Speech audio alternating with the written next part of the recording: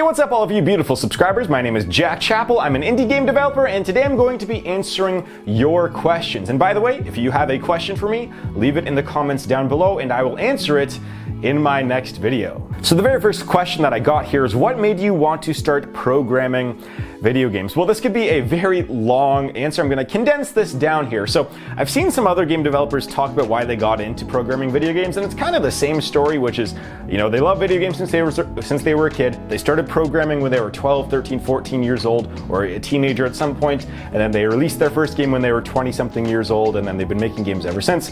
My story is not quite like that at all. Actually, programming I did not know how to program up until a few years ago, actually. So I'm gonna have to give you a little bit of a backstory here. I guess I should say I have always loved video games. I've probably played more video games in my life than most people in terms of hours put in, like 99% of the population, especially between the ages of 5 and like 15. We're talking 6 to 8 hours every night after school, and then 12 hours on the weekend. Pretty much, you know, just all the time I was playing video games. But anyways, let's go to my adult life now, which is I have started a bunch of businesses. I've been in real estate, stock market, investing. I've done some YouTube stuff, e-commerce. I've ran a delivery company. I've done a bunch of different things. And one of those important ones that I mentioned already is the e-commerce website in the delivery company. So I wanted to start this e-commerce company, but I didn't want someone else to kind of program it. I didn't want to outsource the programming for it, and there aren't any plugins there aren't any WordPress plugins to be like, hey, I'd like to run my own, you know, Instacart or Amazon. Let's just plug this into WordPress and have it run worldwide. It doesn't quite work like that. So I spent every day for about 2 months learning how to program. And we're talking 10, 12, 14, 18 hours a day. And I actually only slept 6 nights a week for about 3 or 4 months while I was learning how to program. I was just really into it. And so I would say I became a pretty decent level programmer within a few months, because I was just doing it all the time. Eventually I learned how to program this giant website where I could deliver stuff all over the world pretty quickly, and I could also deliver stuff within 2 hours locally. So we're talking any item, by the way. We're talking books, you know, video games, groceries, you know, whatever, whatever, dog toys, dog food, whatever. I was delivering anything you could possibly imagine within 2 hours locally, and I was shipping it worldwide as well. And it was making a little bit of money. It was a profitable venture, but not profitable enough for me to counteract the stress that came with running that company.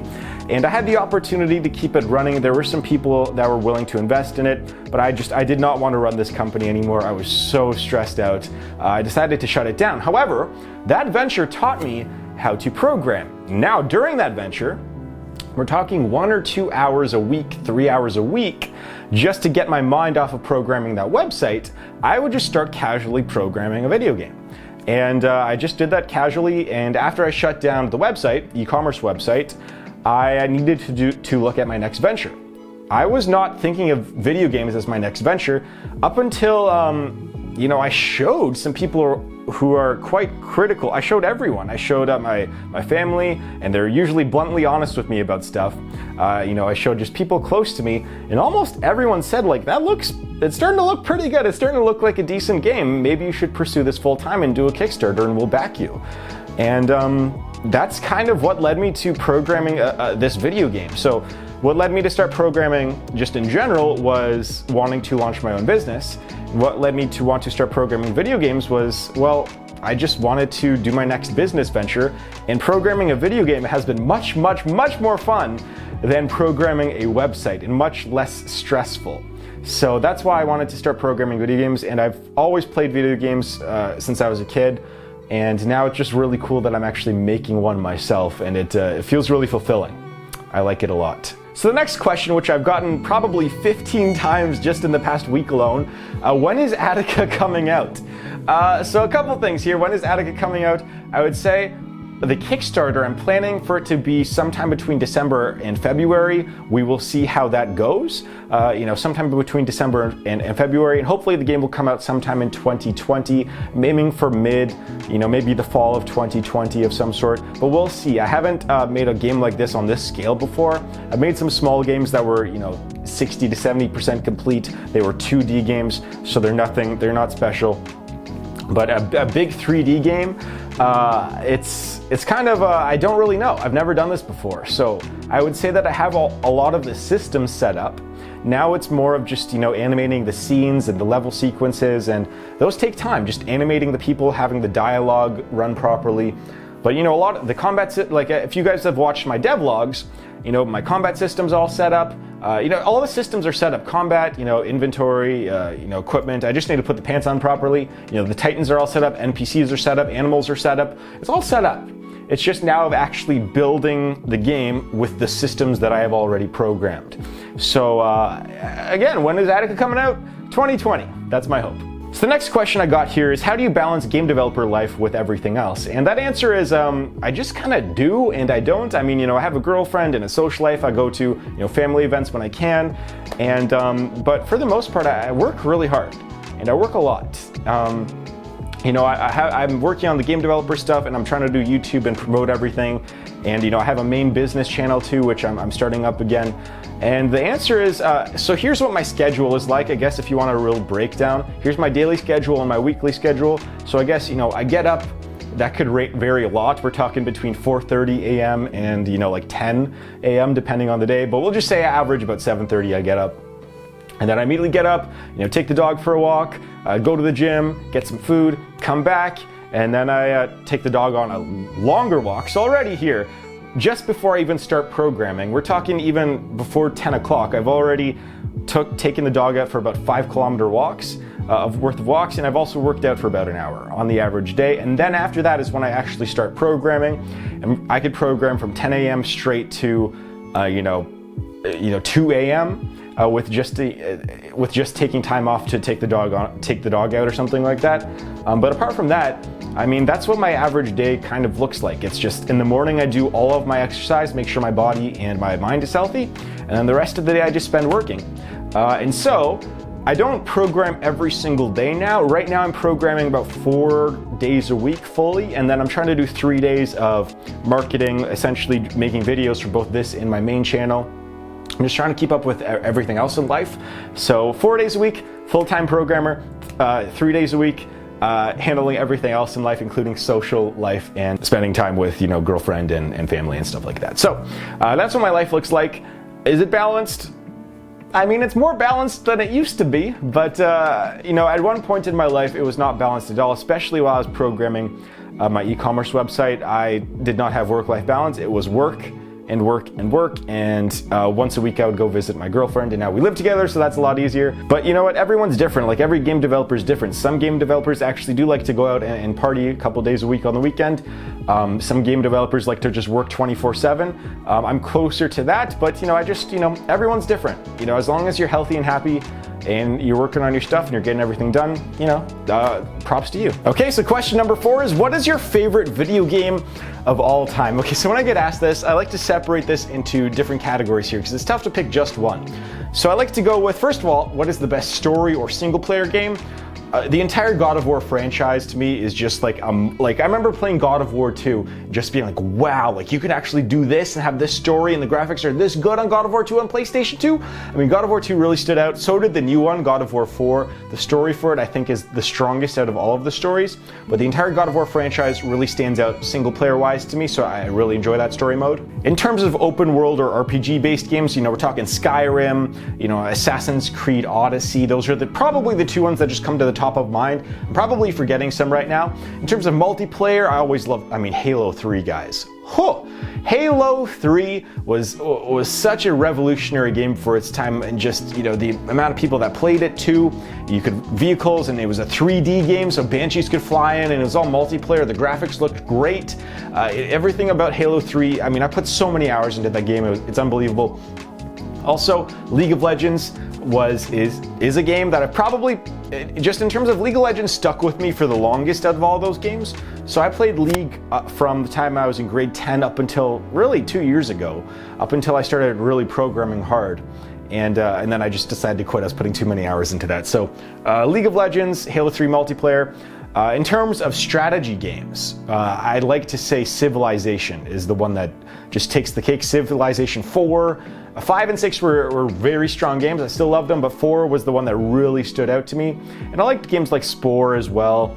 And lastly, so going a little bit off board here for a game developer, I really enjoy sports games. I've put more hours into the sports game category than all the other categories probably combined. And let me tell you why. Because people think that when you play sports games, that it's, you're just playing a sports game and it's just, it's all skill based and all that stuff.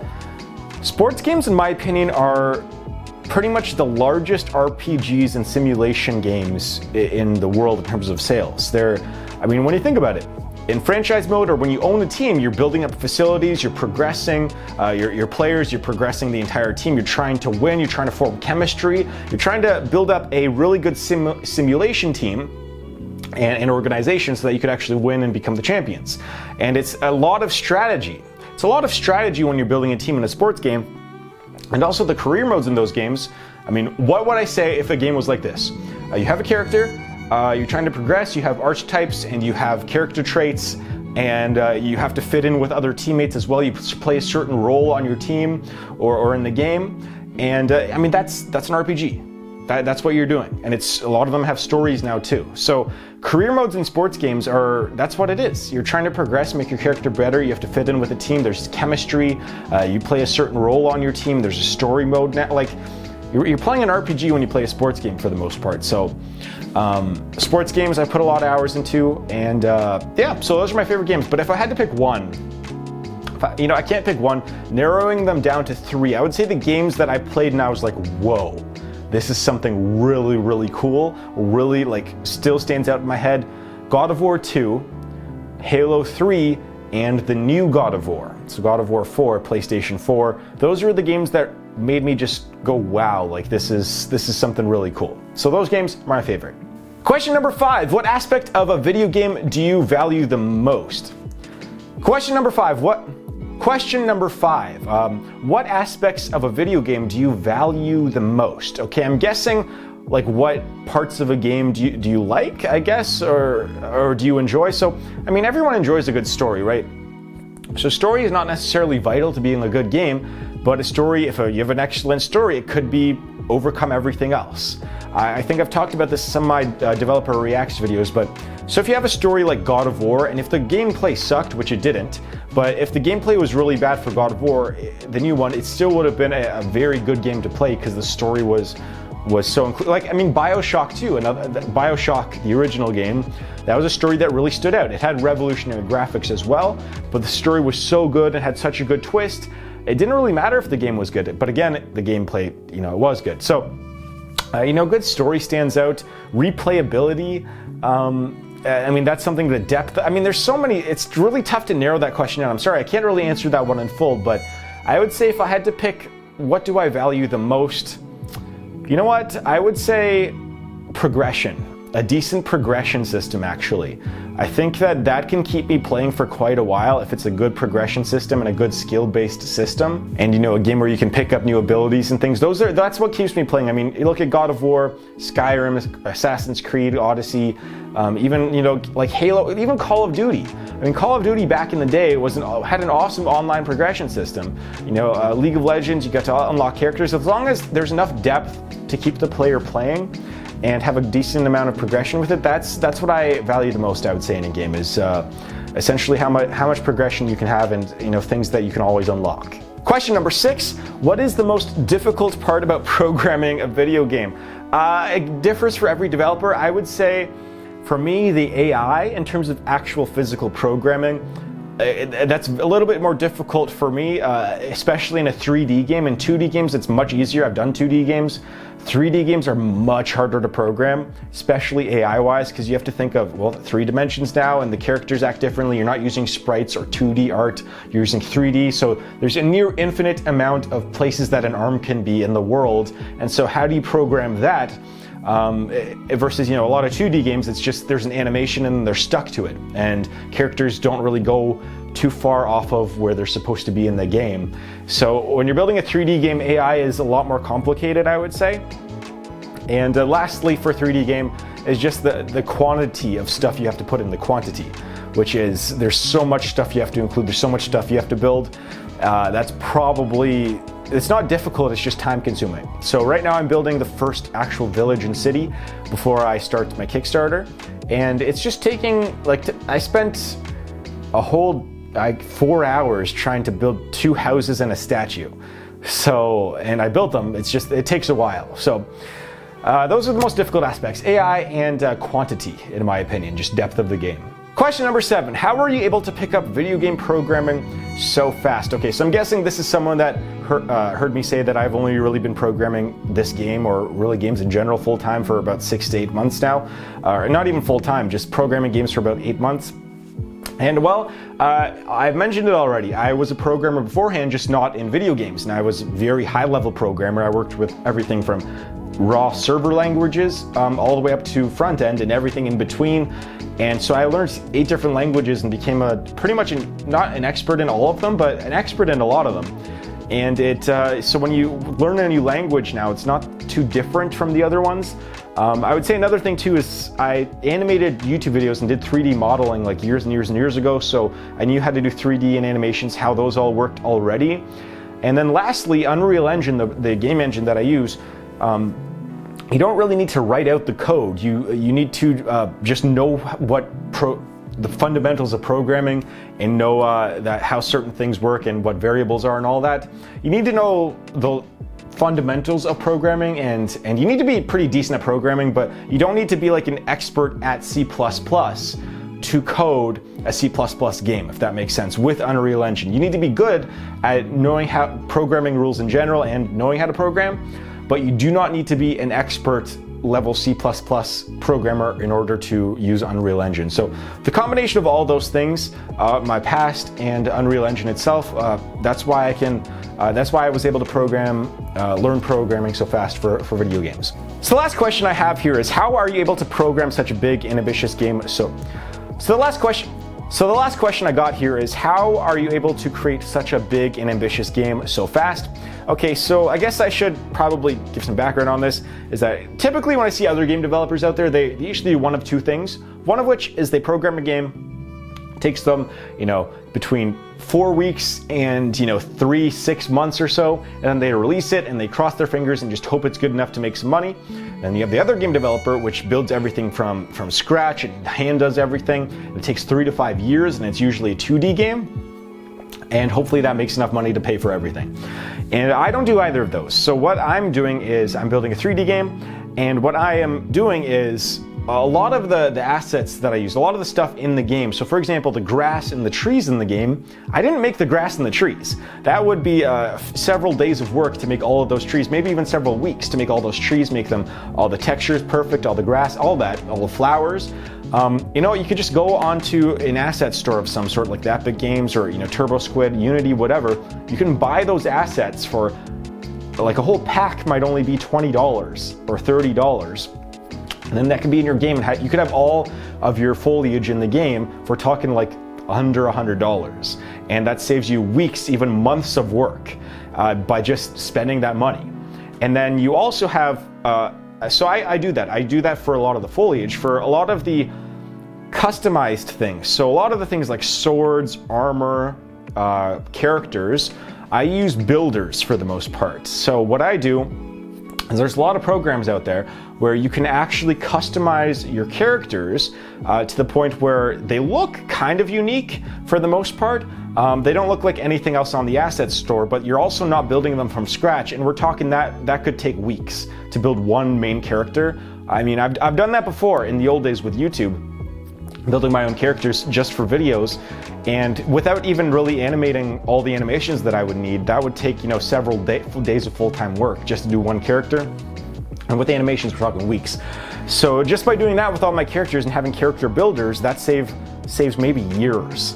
I mean, if I were to build every character from scratch and every piece of armor from scratch and not customize it myself, that might be years of my time.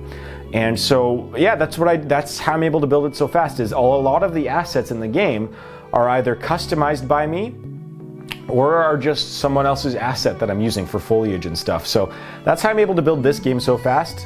And another thing too is that, I've had programming experience before, And if you wanted to build a website like Amazon, or like a giant website like I did that had all of the capabilities of like delivering 2 hours locally, shipping everything, tracking everything, all that stuff, and having affiliate links, and I had a bunch of stuff in that website, you know, it would take a team, you know, a year and a half to program, and you'd have to pay them a ton of money to keep it up and all this and have all the features that I did.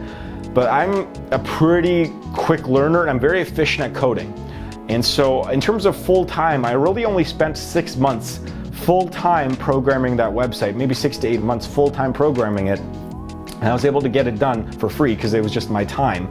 And I would say that, I guess how I program, the way I program, I don't get stuck on things. So if I get stuck on something in programming, I just move on and I come back to it later. And usually what happens is that, you know, this has happened so many times when I programmed a game or a website or whatever, is that when I get stuck on a problem, like for the best example that I had was the payment system for the website that I was doing. I couldn't incorporate it properly, so I was like, okay, I'll drop this, I'll go do something else.